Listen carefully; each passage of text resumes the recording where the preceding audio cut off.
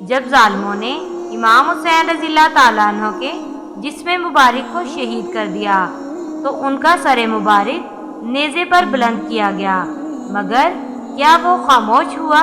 نہیں، وہ سر آج بھی حق کی صدا بن کر تاریخ کے سینے پر گواہی دیتا ہے۔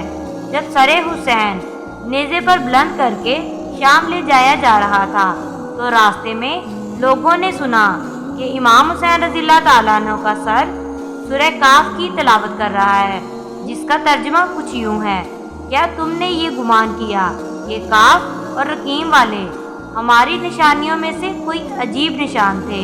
یعنی اللہ کی قدرت کی یہ پہلی نشانی نہیں، حسین رضی اللہ تعالیٰ عنہ کا سر بول رہا تھا، یہ سب سے عظیم نشانی ہے۔ راستے میں ایک عیسائی راہب نے نیزے پر سر مبارک کو دیکھا، نور کی کرنیں آسمان سے اس پر برس رہی تھی۔ اس نے کہا، مجھے ایک رات کے لیے یہ سر دے دو، میں اس کی خدمت کروں گا۔ اس نے رات بھر عبادت کی، خوشبو لگائی اور صبح کہہ دیا، میں گواہی دیتا ہوں اللہ ایک ہے اور محمد صلی اللہ علیہ وآلہ وسلم اللہ کے رسول ہیں۔ اس نے امام حسین رضی اللہ تعالیٰ عنہ کے صدقے میں اسلام قبول کیا۔ جب سر حسین دمشق لے جایا گیا تو ایک جگہ سر مبارک کا خون زمین پر گرا۔ آج بھی دمشق میں اس مقام کو رائس الحسین کہا جاتا ہے جہاں وہ خون گرا تھا۔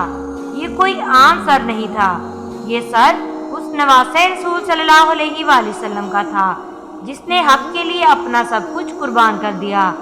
آج بھی نیزے پر بلند وہی صدا گونجتی ہے، میں حسین ہوں، میں حق ہوں، اور ظلم کے آگے سر جھکانا میرے خون میں نہیں۔ اگر آج بھی ظلم کے خلاف کھڑے ہونا ہے تو حسین کو یاد کرو، اگر حق کی پہچان چاہیے تو حسین کو پہچانو۔ امید ہے کہ آج کی ویڈیو آپ کو پسند آئی ہو۔ ویڈیو پسند آئی ہو تو ویڈیو کو لائک اور شیئر ضرور کریں اور بیل آئیکن ضرور پریس کریں تاکہ ہر نئی آنے والی ویڈیو کا نوٹیفیکیشن آپ کو بر وقت مل سکے۔ اس طرح کی اسلامی ویڈیوز دیکھنے کے لیے ہمارے چینل اسلامی کی ہسٹری MB کو ضرور سبسکرائب کر لیں اور کمنٹس میں ضرور لکھیں، سلام ہو یا حسین، جزاک اللہ۔